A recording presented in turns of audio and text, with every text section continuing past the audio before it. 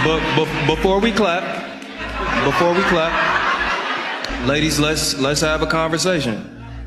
Because I think a lot of times when men open up about what we've gone through, go to therapy is the dismissive answer we get, when most of those people who dismiss people haven't been to therapy themselves. So I'm saying this from that place. As a nigga who is doing the work, you realize who ain't.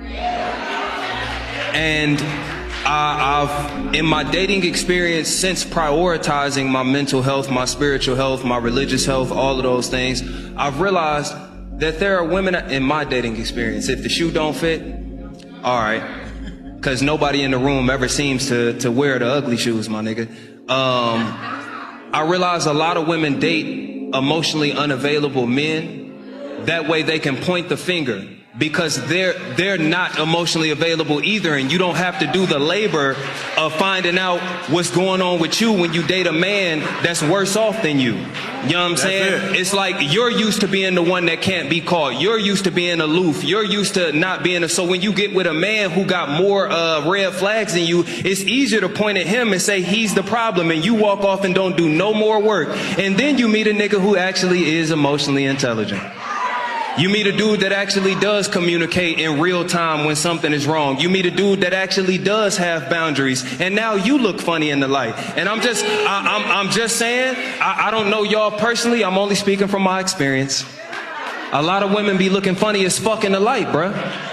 When you standing across from a dude that's actually healthy, who can talk to you in real time, who when you catch your attitude, never leaves this place right here.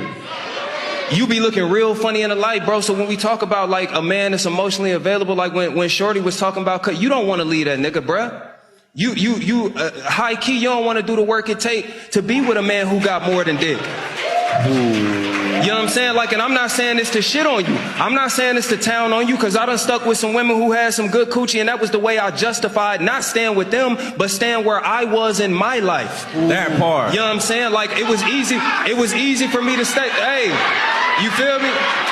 So it's like, bro, if you dealing with anybody, bro, ladies, fellas, gender non-conform, I don't care who in the room, when you dealing with somebody where you got to put commas in the reasons you fuck with them, I fuck with them, but I would fuck with them more if it's you.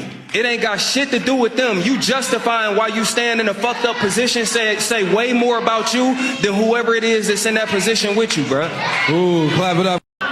Nah, I'm saying this as a dude in therapy. I'm saying this as a